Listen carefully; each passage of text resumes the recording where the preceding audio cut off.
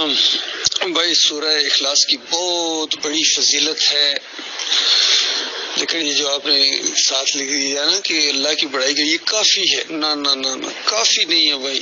اللہ تعالیٰ کی جو بڑائی ہے نا، وہ اگر 7 کروڑ سمندروں سے بھی سورہ اخلاص لکھی جائے، پھر سورہ اخلاص کے علاوہ بھی کتنی اللہ کی بڑائیاں ہیں قرآن کے اندر، پھر حدیث کے اندر، پھر فرشتوں نے کتنی بڑائی کی، انسانوں نے کتنی بڑائی بیان کی اپنی اپنی زبانوں کے اندر۔ اللہ کی پوری کائنات اس کی تسبیح اور بڑائی بیان کر رہی ہے۔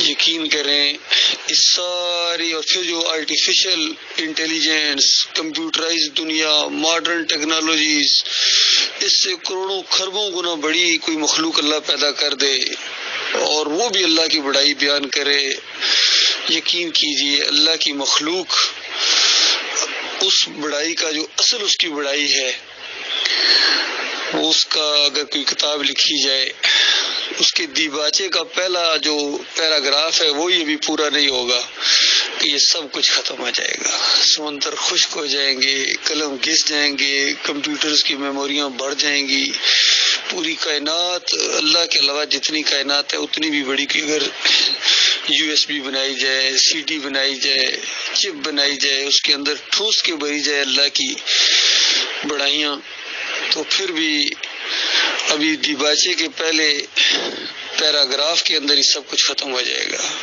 اللہ کی بڑائی بہت اونچی ہے، بہت اونچی، مخلوق عاجز ہے، لہذا یہ جو کافی ہے، کافی نہیں، بہت آگے ہے۔ اللہ تعالیٰ کی بڑائی بہت بڑی ہے، وہ بڑی شان والا ہے، وہ بڑی شان والا ہے، یقین کیجیے انسانوں نے اس کی قدر نہیں کی جس طرح کرنی چاہیے تھی، اس کی اس طرح بندگی نہیں کی جس طرح کرنی چاہیے تھی، اس کی شکر گزاری نہیں کی جس طرح کرنی چاہیے تھی۔ اللہ تعالیٰ ہمارے ایمان میں اضافہ فرمائے، مالک ہمیں اور ہدایت دے، اور زیادہ علم سے نوازے مالک۔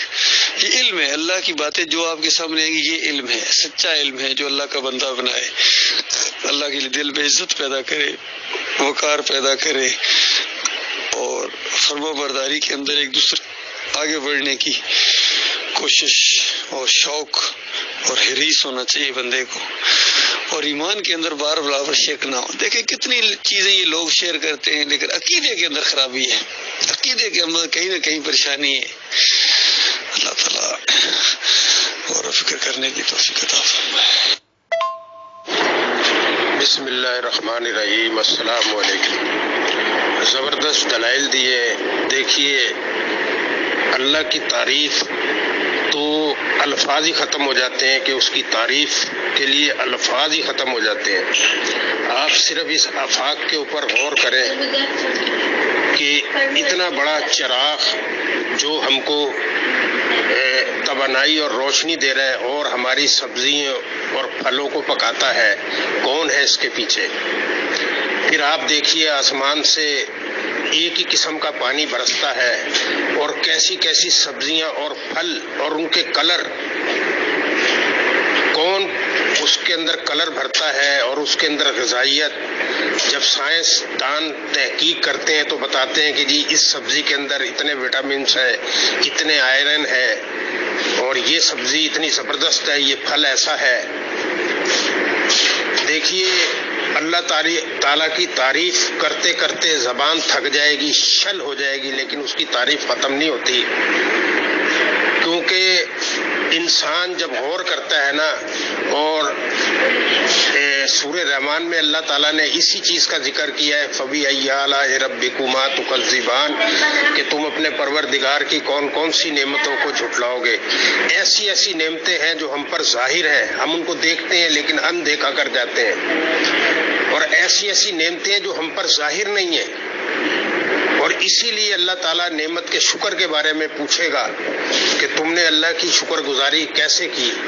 تو آپ دیکھیے کہ ایک انسان، ایک بچہ پیدا ہوتا ہے، وہ کیا ہوتا ہے، اس کی کیا حیثیت ہے، ماں باپ کے دل میں محبت ڈالتا ہے اللہ تعالیٰ، کس طرح اس کی وہ پرورش کرتے ہیں، پھر وہ جوان ہوتا ہے، پھر دیکھیے اس کے لیے دنیا کے اندر راستہ آسان کیا اللہ تعالیٰ نے، یہ اس کی نعمتیں ہیں، اور پھر اس کے لیے روزی کس طرح، جیسے ہم دیکھتے ہیں گندم پیدا ہو رہی ہے، چاول پیدا ہو رہا ہے، سبزیاں پیدا ہو رہی ہیں، یہ پورا قدرت کا کارخانہ کون چلا؟ ایک اللہ۔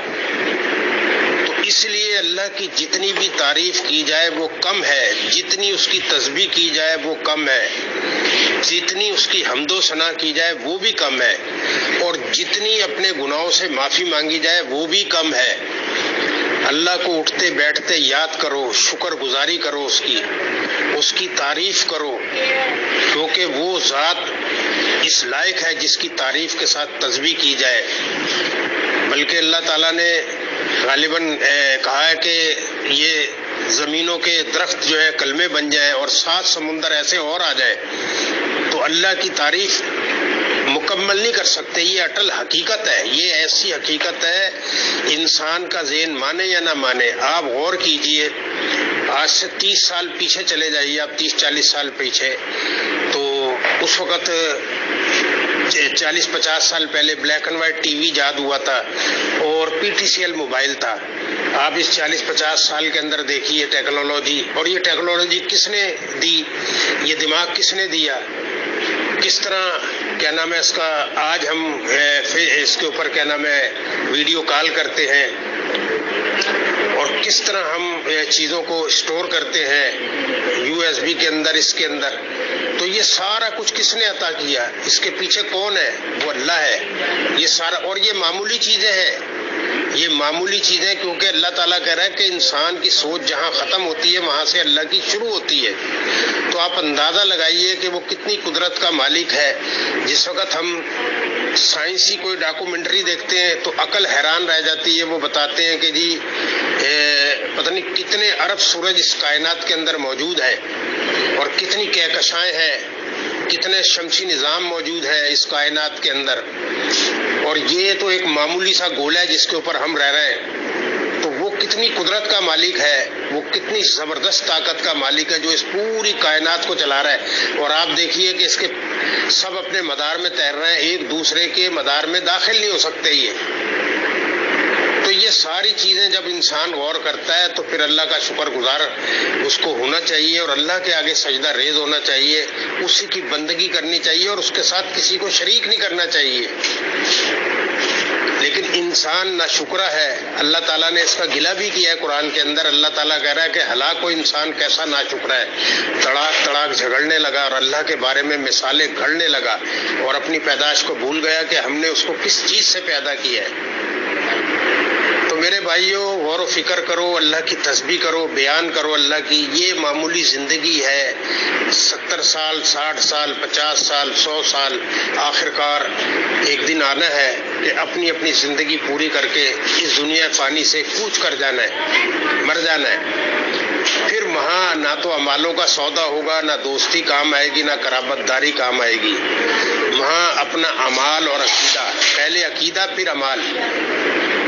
تو اٹھتے بیٹھتے اللہ کو یاد کرو، تعریف کے ساتھ اس کی تسبیح بیان کرو، شرک سے اللہ کی پناہ پکڑو، تکبر، ریاکاری، نفس کی پیروی سے، نفس کے شر سے اللہ کی پناہ پکڑو، کیونکہ یہ ساری طاقتیں اللہ کے پاس ہیں، اللہ ہی بچا سکتا ہے۔ انسان تو ایک معمولی سی کوشش کرتا ہے، لیکن بچانے والی ذات صرف اللہ کی ہے، اللہ ہی بچا سکتا ہے۔ اور ہر وقت چارج رہو، اس لیے چارج رہو کہ تمہارا ایک دشمن ہے جو نظر نہیں آتا، وہ نظر نہیں آتا لیکن وہ اپنا کام کر رہا ہوتا ہے، وہ ایک لمحے کے لیے بھی سکون سے نہیں بیٹھتا، وہ دلوں میں وسوسے ڈالتا ہے، حالات واقعات ایسے سامنے لے کر آتا ہے کہ انسان کو گمراہ کرنے کی کوشش کرتا ہے، گناہوں میں دھکیلنے کی کوشش کرتا ہے۔ تو اس سے اللہ کی پناہ پکڑنی چاہیے۔ اسی لیے اللہ کی تعریف کے ساتھ تسبیح بیان کرنی چاہیے، اس کی حمد و ثنا کرنی چاہیے۔ اور اسی لیے شرک اتنی بڑی غلاظت ہے، اتنی بڑی غلاظت ہے کہ دنیا کے اندر اس سے بڑا جھوٹ کوئی نہیں ہے کہ اللہ کا کوئی شریک ہے، یا اللہ کی صفات کے اندر کوئی شامل ہے، یا اس کے حقوق اختیارات کے اندر کوئی شامل ہے۔ یہ اتنی بڑی تہمت، اتنا بڑا جھوٹ ہے کہ زمین اور آسمان پھٹ جائیں، یہ کائنات برباد ہو جائے اگر اللہ کی رحمت نہ ہو۔ یہ بہت بڑا جھوٹ ہے۔ میرے بھائیوں، اللہ سے ڈرو جیسا ڈرنے کا حق ہے، اور اس کی قدر کرو۔ اسی لیے اللہ تعالیٰ نے قرآن کے اندر کہا ہے ما قدر اللہ حق قدر ہی، کہ تم نے اللہ کی قدر ہی نہیں کی جیسا قدر کرنے کا حق تھا تمہارے اوپر۔ دیکھیے ہم صبح اٹھتے ہیں کس طرح ہمارے لیے ناشتہ تیار ہوتا ہے، ناشتہ ہم کرتے ہیں، یہ ساری نعمتیں کس نے پیدا کی ہیں؟ اللہ نے۔ کھانا کھاتے ہیں، کاروبار کرتے ہیں، پیسے کماتے ہیں، رشتہ داری ہے، خاندان ہے، یہ سب اللہ نے دیا ہے۔ تو اسی لیے اللہ کی حمد و ثنا کرو، پھر وہ وقت آنے والا ہے کہ وہاں چیخے گا اور چلائے گا انسان، لیکن کچھ اس کے کام نہیں آئے گا۔ آج روئے گا، آج اگر چیخے گا، روئے گا، گڑ گڑائے گا تو وہ اس کے کام آنے والا ہے، کیونکہ اللہ خوش ہوتا ہے اس بندے سے جو اللہ کے سامنے روئے، گڑ گڑائے، اپنی بپتائیں بیان کرے۔ اللہ اس سے خوش ہوتا ہے کہ یہ میرا بندہ ہے۔ لیکن وہاں مرنے کے بعد کیونکہ وہ دیکھ لے گا سارا کچھ، نہ اس کا رونا اس کے کام آئے گا، نہ اس کا گڑ گڑانا اس کے کام آئے گا، کوئی چیز اس کے کام نہیں آئے گی۔ اس زمین کے اوپر یہ آزمائش کی جگہ ہے جہاں ہمیں بھیجا گیا ہے، یہاں ہمارا رونا، گڑ گڑانا، اس سے اپنی بپتائیں بیان کرنا، اس سے مانگنا، اپنی حاجتیں اس کے سامنے رکھنا، اس سے مانگنا، یہ انسان یہاں سب کچھ کر سکتا ہے اللہ کے آگے، اور وہ قبول کرتا ہے۔ ایمانداروں کی کوئی بھی دعا وہ رد نہیں کرتا، چاہے وہ اس کو دنیا میں دے دے یا آخرت کے اندر اس کے بدلے میں اس کا ثمر دیا جائے گا۔ وہاں انسان کہے گا کہ کاش میری کوئی دعا دنیا میں قبول ہی نہ ہوتی۔ تو میرے بھائیوں، اللہ کی شکر گزاری کرو، اس کی نعمتوں کی شکر گزاری کرو، اور اس کی تعریف کے ساتھ تسبیح بیان کرو۔ الحمدللہ، سبحان اللہ و بحمدہ، سبحان اللہ العظیم۔ ماشاء اللہ، یہ بہت اللہ کی تعریفیں کی ہیں بھائی آپ نے۔ اللہ تعالیٰ آپ کو خوش رکھے۔ واقعی اللہ تعالیٰ بہت ہی زیادہ تعریفوں کے لائق ہے، بہترین اس کے نام ہیں، اور بہترین کلمات کے ذریعے نبی صلی اللہ علیہ وآلہ وسلم اللہ کی تعریفیں کیا کرتے تھے، اس کی بڑائی بیان کیا کرتے تھے۔ اور ایک حدیث کے اندر آتا ہے کہ افضل الذکر لا الہ الا اللہ، سب سے جو بلند ذکر ہے نا اللہ تعالیٰ کا، سب سے بڑا ذکر، اور جس سے بھاری کوئی چیز نہیں۔ اتنا بھاری ہے کہ اگر ترازو کے ایک پلڑے میں لا الہ الا اللہ رکھ دیا جائے اور دوسرے پلڑے میں ہر چیز اللہ کے علاوہ رکھ دی جائے، پوری کائنات رکھ دی جائے، ہر چیز اللہ کی ساری مخلوق اس پلڑے میں رکھ دی جائے دوسرے میں، تو یہ لا الہ الا اللہ والا پلڑا جو ہے یہ بھاری ہو جائے گا۔ یعنی یہ سب سے بڑا گویا ایک نوٹ ہے، سب سے بڑا ایک کلمہ ہے اور بھاری کلمہ ہے۔ تو اس کا جتنا بھی ذکر کیا جائے، ورد کیا جائے، اس کو بار بار پڑھا جائے، ہر وقت پڑھا جائے، تو یہ بہت زبردست یعنی ایک عمل ہے اور انسان کی بڑی خوش نصیبی ہے۔ اللہ تعالیٰ جو ہے ہمیں اپنے ایمان خالص کے اوپر قائم رکھے، چونکہ یہ سارے فضائل جتنے ہیں نا، اذکار کی فضیلت اتنی بڑی ہے کہ عقل حیران ہے۔ تو یہ صرف مومنوں کے لیے ہے، ایمان خالص کے ساتھ مشروط ہے۔ اللہ تعالیٰ ہمیں ایمان خالص کے اوپر جما دے اور اس راستے کے اوپر جم کے ہم اللہ کے راستے میں جہاد کریں، جس طرح جہاد کرنے کا حق ہے۔ مالک ہمارا مہربان مالک ہے اور وہ ہمارے قدموں کو جما دے گا، اور وہ اس بات پر پوری قدرت رکھتا ہے، اور پہلے بھی کئی مرتبہ ہوا ہے انسانی تاریخ میں کہ قلیل گروہ کو اللہ تعالیٰ نے بڑے گروپوں کے اوپر غلبہ عطا فرما دیا ہے۔ تو یہ جمہوریت کا رد ہے، جس میں کہتے ہیں کہ اکثریت جو ہے نا وہ جو چاہتی ہوتا ہے، نہیں، جو اللہ چاہتا ہے وہ ہوتا ہے۔ اللہ تعالیٰ قلیل گروہ کو بڑے گروہ کے اوپر غلبہ دے سکتا ہے، اور اللہ تعالیٰ ہمیں ان کے اوپر غلبہ دے گا۔ یہی ہماری دعا ہے، وہ جو سورہ البقرہ کے آخری آیتوں کے اندر ہے کہ مالک ہمارے اوپر وہ بوجھ نہ ڈالنا جن کی ہمارے اندر طاقت نہ ہو، اور جو پہلوں پر بوجھ ڈالے تھے مالک وہ نہ ڈالنا، اور ہمیں استقامت عطا فرما مالک، اور ہمیں ان سارے کافروں کے اوپر غلبہ عطا فرما، سارے زمین کے اوپر جتنے کافر ہیں، ہندو ہیں، سکھ ہیں، دیریے ہیں، یہودی ہیں، عیسائی ہیں، پھر یہ قادیانی ہیں، شیعہ ہیں، بریلوی ہیں، دیوبندی ہے، اہل حدیث ہیں، جتنے بھی مسلک بھی بند، ظاہری بات ہے شرک کر کے بندہ کافر ہو جاتا ہے۔ اب یہ بگڑی ہوئی مسلمان امت ہے، لاکھوں نہیں بلکہ کروڑوں میں کوئی ہو جو ایمان خالص کے اوپر ہو۔ اللہ تعالیٰ ایسے مخلص بندوں کے اندر اور اپنے ان قلیل بندوں کے اندر اللہ تعالیٰ شامل رکھے، آمین یا رب العالمین۔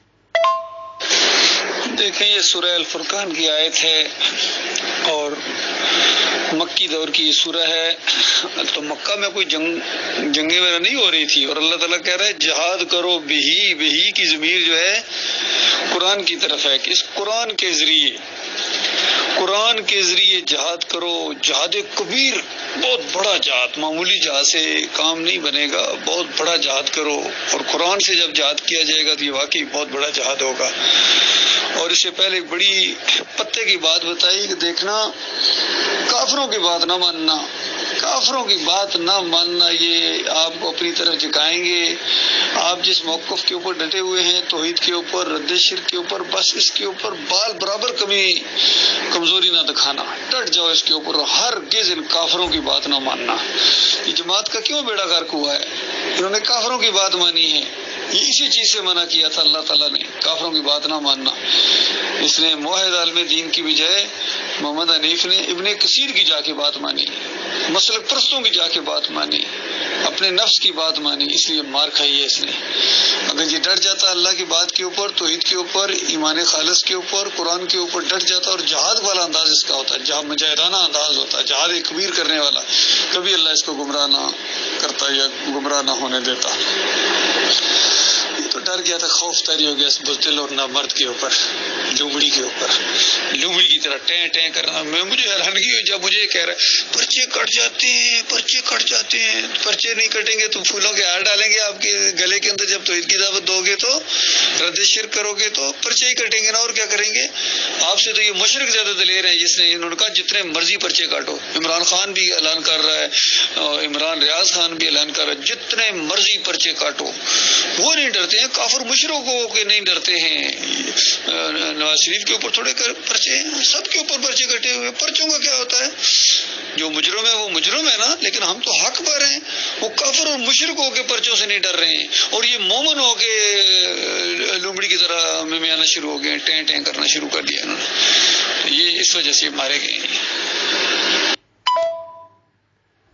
الحمدللہ لا الہ الا اللہ واللہ اکبر سبحان اللہ و بحمدہ سبحان اللہ العظیم۔ اللہ کا بہت بڑا احسان ہے کہ اللہ کی بڑائی کے اوپر یہ آج ہمارا 1000واں ویڈیو اپلوڈ ہو رہا ہے۔